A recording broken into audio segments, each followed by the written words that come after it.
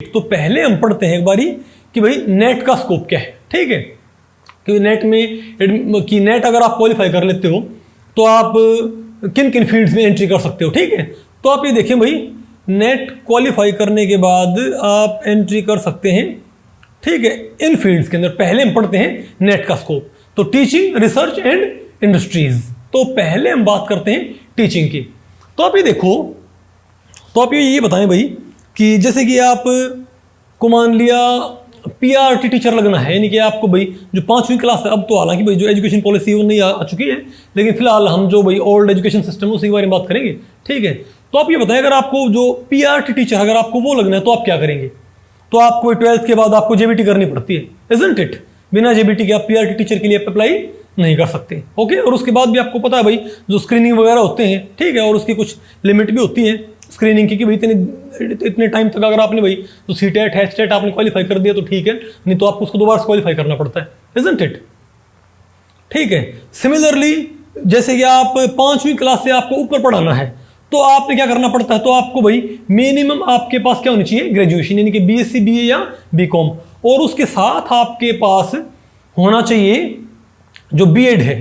ठीक है, यानी कि आप बीएससी बीए बीकॉम और साथ में 2 साल की बीएड, वो करने के बाद आप कहाँ अप्लाई कर सकते हैं, 5वीं से लेके आप 10th क्लास तक आप भाई अप्लाई कर सकते हैं। ठीक है, और उसके बाद आपको नहीं भाई हमको तो अप्लाई करना है क्या, अब हमको तो 11th 12th को पढ़ाना है, यानी कि हम जो पीजी लेवल है हम उस लेवल पे केमिस्ट्री पढ़ाना चाहते हैं, तो हम क्या करें। ठीक है, तो आपको पता है कि आपने ग्रेजुएशन के बाद पहले क्या करनी पड़ती है, पोस्ट ग्रेजुएशन, यानी कि बीएड तो आपके पास होनी चाहिए। बीएड का यहाँ पर कोई एग्जाम्पशन नहीं है, लेकिन साथ में आपके पास भी क्या होनी चाहिए भाई, एमए एमएससी या एमकॉम। तब आप किसके लिए अप्लाई कर सकते हो, तब आप अप्लाई कर सकते हो 11th और 12th के लिए। केमिस्ट्री फिजिक्स, केमिस्ट्री है, फिजिक्स है, मैथमेटिक्स है, लाइफ साइंस है, इन सब्जेक्ट्स के लिए आप भाई अप्लाई कर सकते हो। ओके, ठीक है, तो उसी तरीके से अब आपके दिमाग में आएगा कि भाई क्या हो अगर हमको तो भाई नहीं, हम तो और भी जो बड़ी क्लासेस हम तो हम तो भाई उनके लिए पढ़ाना चाहते हैं, तो हम क्या करें। ठीक है, तो आपको क्या करना पड़ेगा, एक तो आपको करनी पड़ेगी एमएससी तो आपके पास होनी चाहिए, लेकिन साथ में आपके पास होना चाहिए नेट जेआरएफ का सर्टिफिकेट।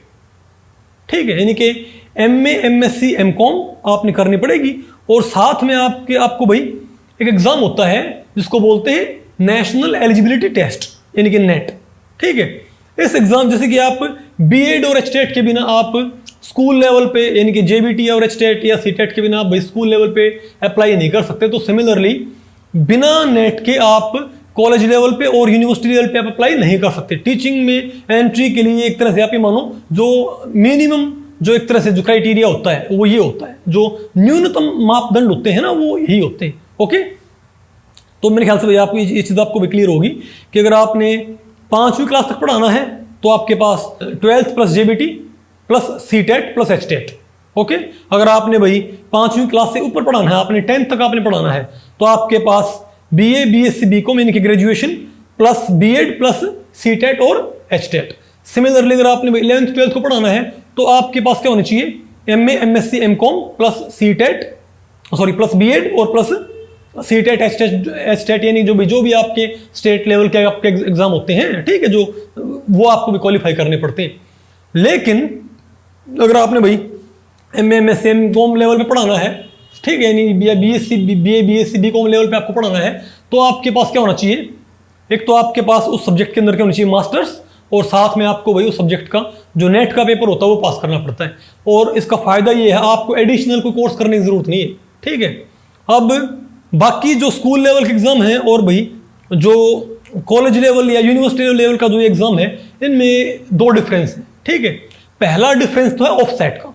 ठीक है, एक एजुकेशनल और एक या आपके एजुकेशन मतलब एजुकेशन और टीचिंग के अंदर एक ऑफसेट है। ऑफसेट का मतलब मेरा इस चीज़ से है, आप ये देखिए, आप 12वीं करने के बाद जेबीटी करनी पड़ती है और आप पढ़ा सकते हो 5वीं क्लास तक, यानी कि भाई वहाँ पर 7 साल का, यानी कि आप 12वीं तक पढ़े हुए हो लेकिन आप सिर्फ 5वीं क्लास तक आप पढ़ा सकते हो, यानी कि वहाँ पर भाई 7 साल का एक ऑफसेट, आपको 7 साल आपने एक तरह से डाउनग्रेड होके पढ़ाना पड़ता है। मेरे कहने का मतलब ये है कि जितना आपने पढ़ रखा आप उतना नहीं पढ़ सकते।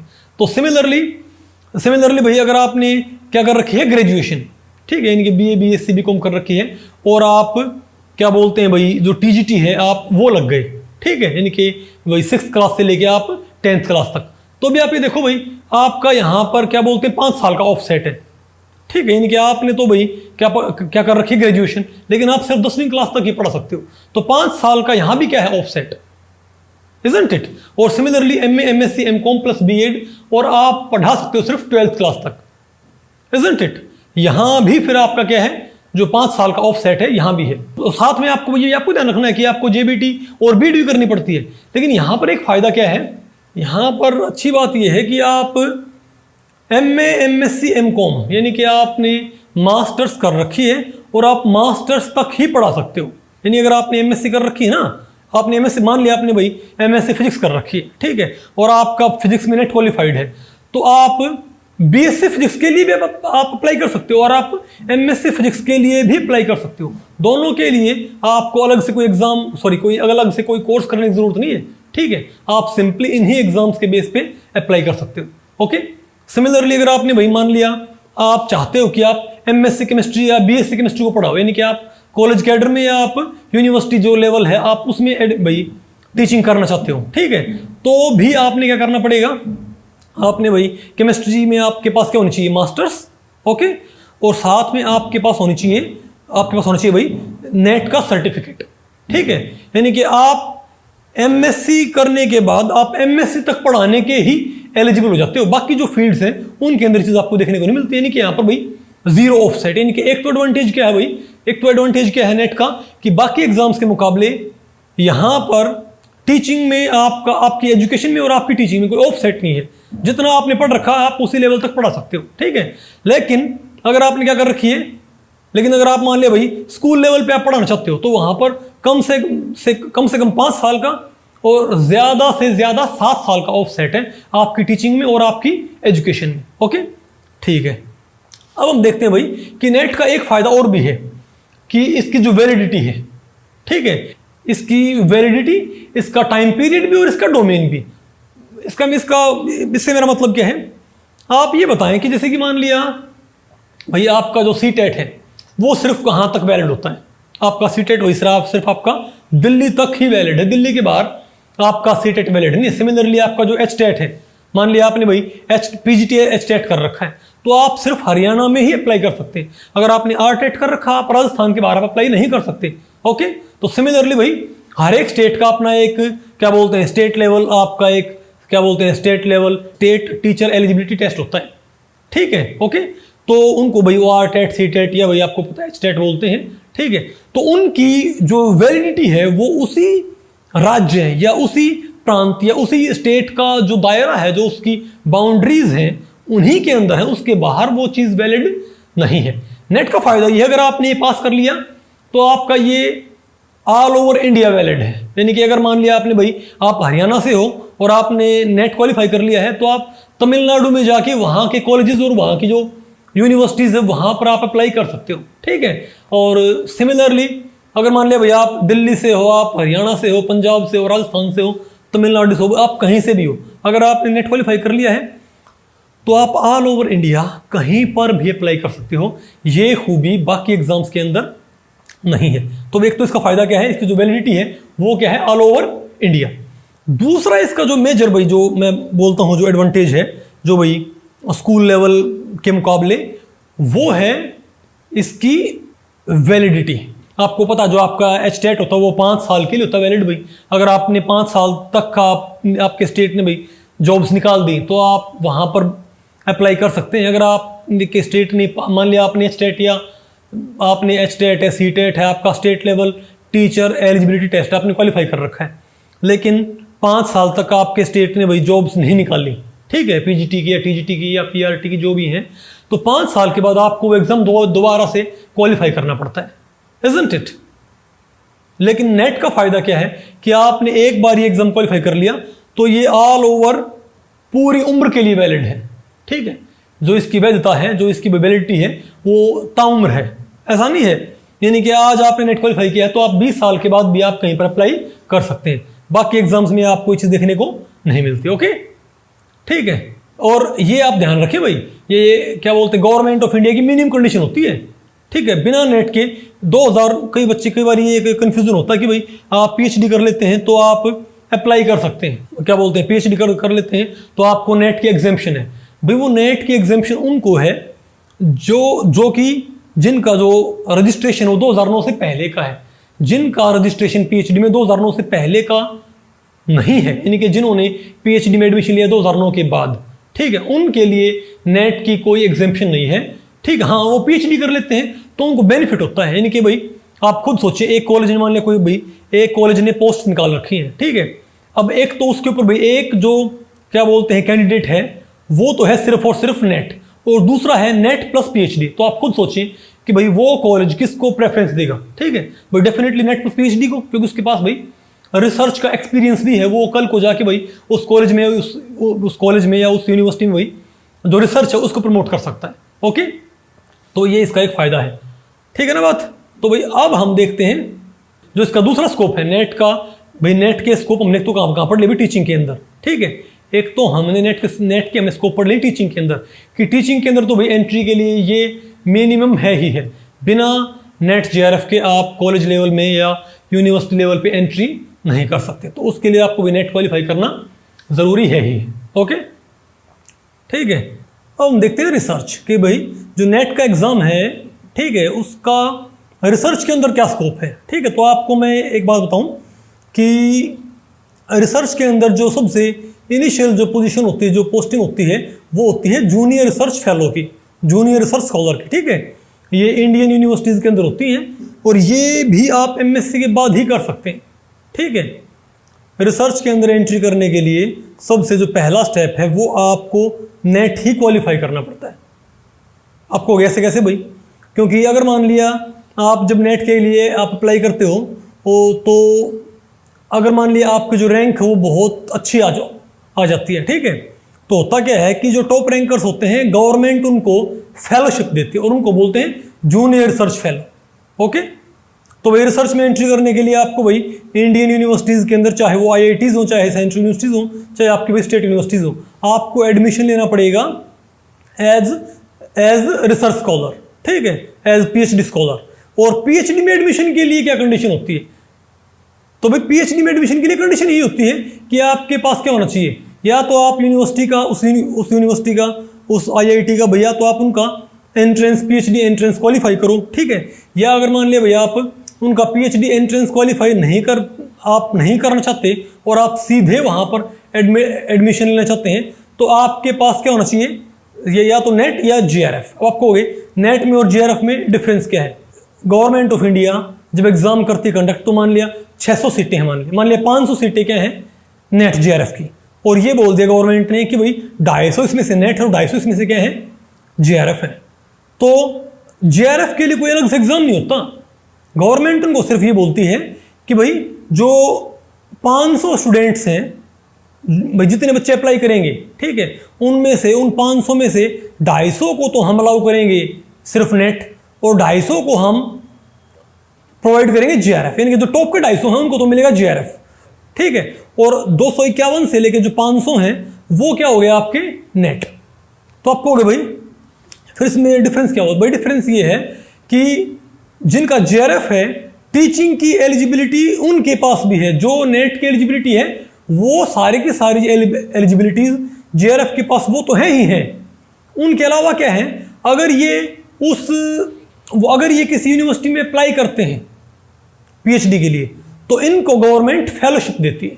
और भाई ये फेलोशिप मैं आपको बताऊं कम नहीं होती, ये होती है तकरीबन क्या बोलते हैं, अगर आप सारे जो भाई इनके जो फंड्स वगैरह हैं वो मिला के अगर आप लगाओगे तो ये तकरीबन 35-40 हज़ार रुपये ये बनती है। ठीक है, स्टेट टू स्टेट थोड़ा बहुत वेरी करती है। आपको हो गई भाई ये फेलोशिप दे तो सेंट्रल गवर्नमेंट है, तो फिर ये स्टेट टू स्टेट वेरी कैसे करती है भाई, क्योंकि सेंट्रल गवर्नमेंट फेलोशिप तो देती है आपको, लेकिन हर स्टेट में क्योंकि जो रहना है, खाना है, उसको वो भाई अलग अलग होता है। तो एक मिलता है HRA, जो आपका हाउस रेंटल होता है, हाउस रेंटल अलाउंस जो आपका होता है, वो स्टेट टू स्टेट वेरी करता है। तो हर स्टेट में किसी में 30% किसी में 10% है।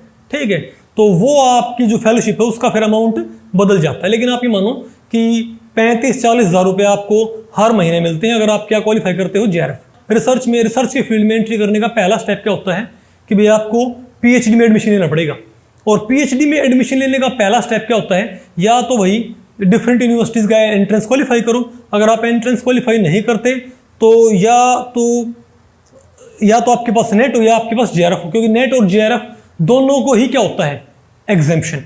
ठीक है, दोनों को ही एंट्रेंस की भाई एग्जेम्पशन होती है। कोई रेयर ही कोई यूनिवर्सिटी है जो एंट्रेंस लेती हो नेट जेआरएफ वाले का, अदरवाइज इनको डायरेक्ट एडमिशन है। ये भाई यूजीसी की गाइडलाइंस है कि जिनका नेट क्वालिफाइड है, जिनका जेआरएफ क्वालिफाइड है, उनको किसी भी यूनिवर्सिटी का, किसी भी आईआईटी का उनको एंट्रेंस एग्जाम, पीएचडी एंट्रेंस देने की जरूरत नहीं होती। वो सीधे भाई वहाँ पर इंटरव्यू उनका होता है।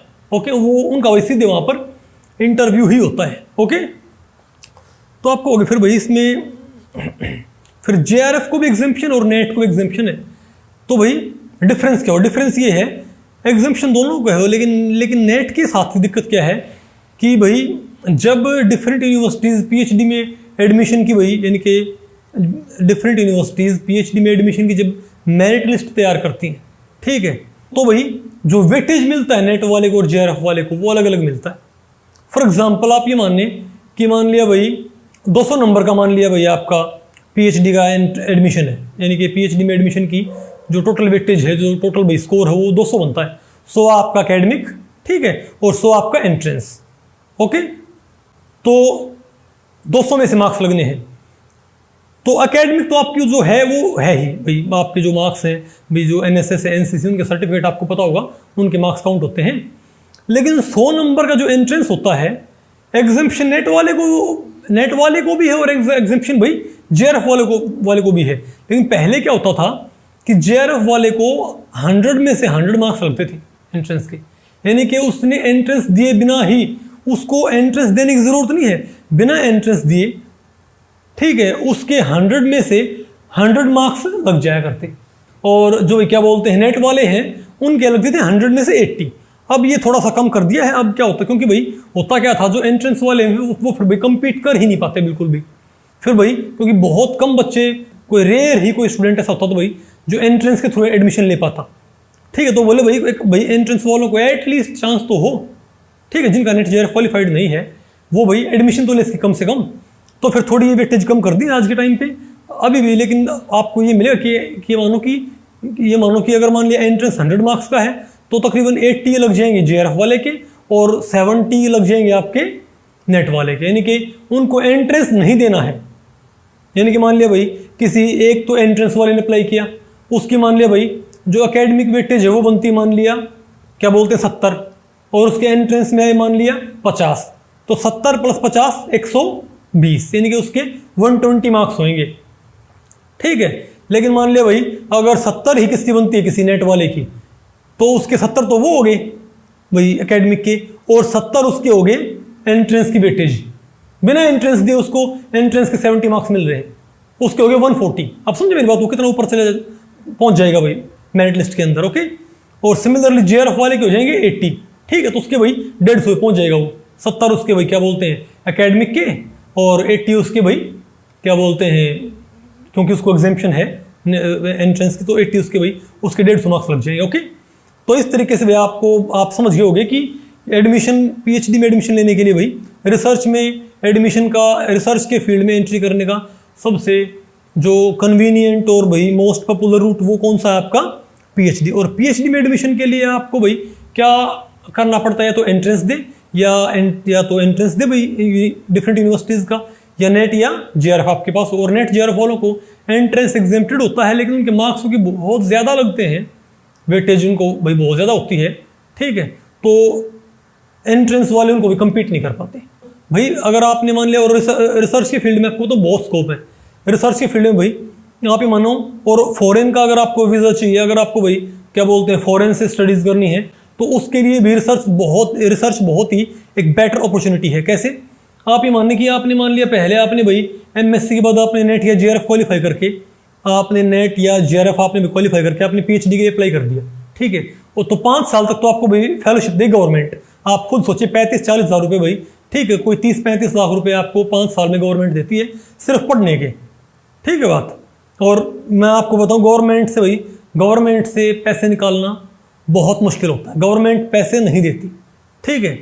एक बारी भाई मैं क्योंकि भाई किसान परिवार से ताल्लुक़ रखता हूँ, ठीक है, तो एक बारी हमारे खेत में ओले पड़ गए थे और उसका जो मुआवजा था वो आया था मेरे ख्याल से 20 रुपये 1 एकड़ का। ओके, तो आप खुद सोचें गवर्नमेंट से भाई पैसे निकालना कितना मुश्किल है, ठीक है।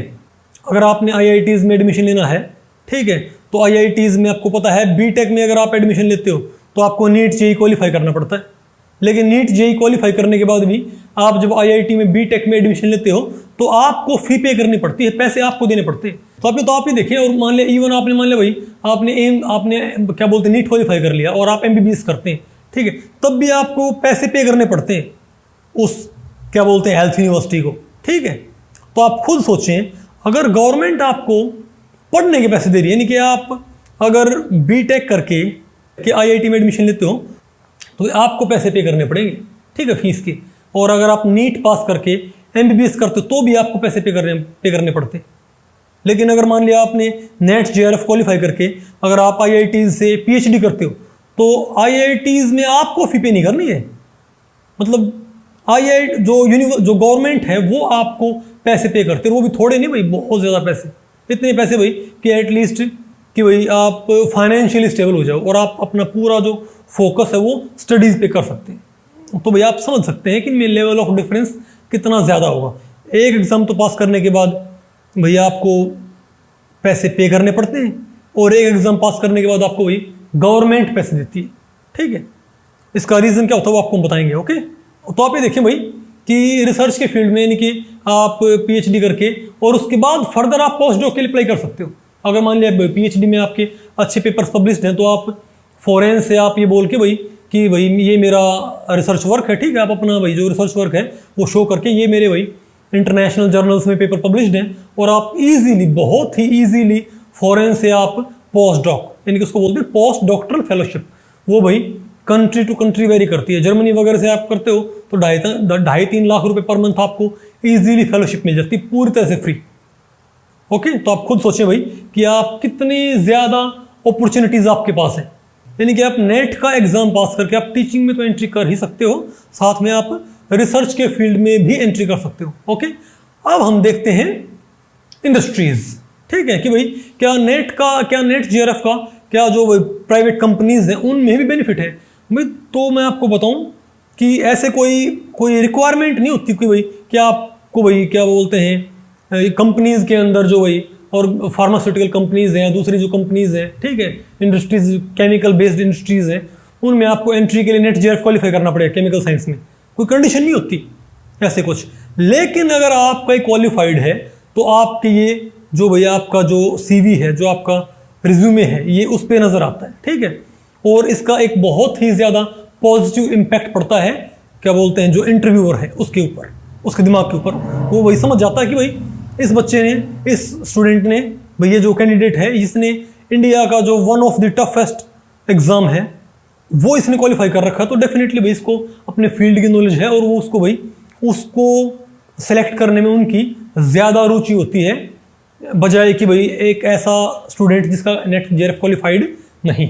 तो मेरे ख्याल से भैया ये चीज़ आपको भी पल्ले पड़ गई होगी कि रिसर्च की इंडस्ट्रीज़ के फील्ड में भी, यानी कि आप खुद मानने कि एक तो मान लिया आप मान लिया किसी फार्मास्यूटिकल कंपनी में आप भाई अप्लाई कर रहे हैं, या किसी आप पेंट कंपनी के अंदर आप अप्लाई कर रहे हैं, तो आप ये देखें कि एक तो सिर्फ ऑर्गेनिक केमिस्ट्री में सिर्फ नेट क्वालिफाइड हो, और एक ही मानो भाई कि नेट तो है ही है, साथ में क्या है, सॉरी, एक तो भाई सिर्फ MSc है ऑर्गेनिक केमिस्ट्री में, और एक क्या है, MSc तो है ही है, साथ में उसके पास नेट क्वालिफाइड है।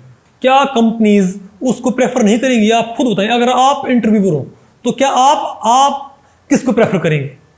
ऑब्वियसली भाई जिसके पास क्या है, नेट JRF का सर्टिफिकेट है, ठीक है।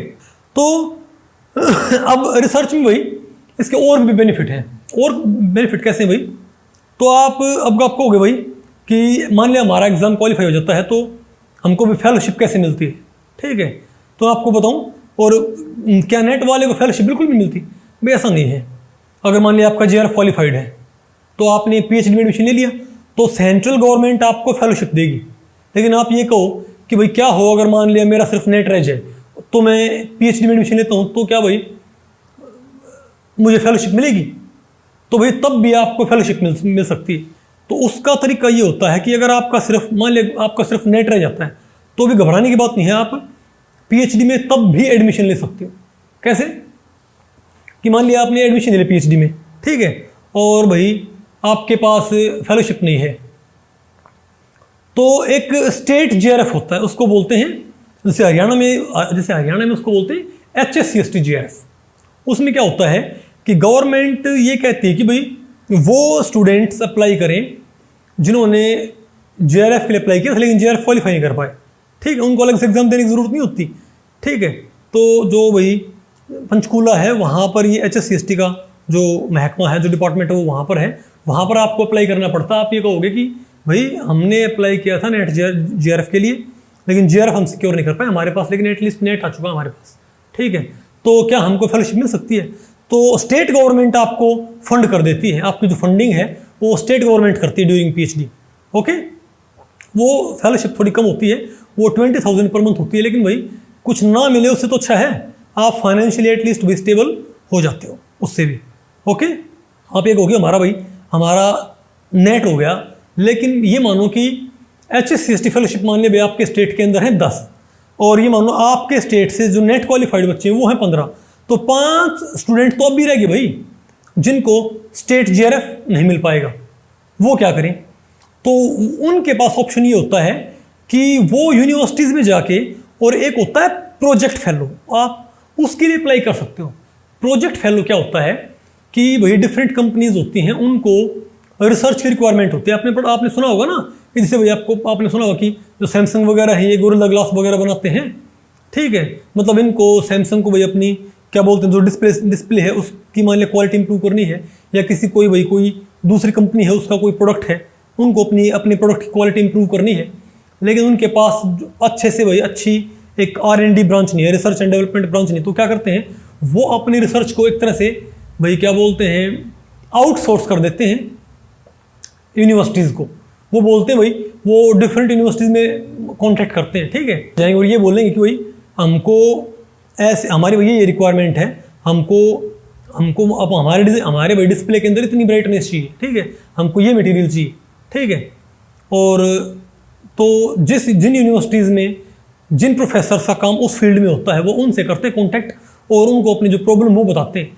फिर वो प्रोफेसर और उनको ये बोलते हैं भाई फिर और कंपनी वाले उनको ये बोलते हैं कि हम आपको भाई क्या बोलते हैं 5 साल के लिए भाई ये फंडिंग करेंगे, और 50 लाख का आपका भाई ये होएगा प्रोजेक्ट, ठीक है। 50 लाख में से आप भाई 30 लाख के इंस्ट्रूमेंट परचेज कर सकते हैं, 20 लाख आप भाई कोई जो एसोसिएट है वो हायर कर सकते हैं, तो इसको बोलते हैं प्रोजेक्ट फेलो। तो ये जो प्रोजेक्ट फेलो हैं तो इनको बोलते हैं रिसर्च प्रोजेक्ट। ये गवर्नमेंट फंडेड भी होते हैं और ये प्राइवेट कंपनीज के भी होते हैं, ठीक है। तो ये डिफरेंट यूनिवर्सिटीज़ में भी आते रहते हैं। तो डिफरेंट यूनिवर्सिटीज़ इन प्रोजेक्ट्स को लेती है, और फिर वो जो प्रोफेसर है जिसने वो प्रोजेक्ट लिया है वो उसके लिए एडवर्टाइज करता है। वो कहता है कि भाई मेरे पास एक प्रोजेक्ट आया हुआ है इस फील्ड के अंदर, ऑर्गेनोमेटालिक केमिस्ट्री के अंदर मेरे पास एक प्रोजेक्ट है भाई, हमको इस फील्ड में यहाँ पर ऐसा कुछ काम करना है, और मैं एक स्टूडेंट लेना चाहता हूँ, ठीक है। उसको भाई क्या बोलते हैं 20 लाख रुपए मिलेंगे 5 साल के अंदर, ठीक है। उसको यानी कि उसको एक मंथली स्कॉलरशिप उसको दी जाएगी, यानी कि वो प्रोफेसर अपनी जेब से वो पैसे नहीं दे रहा।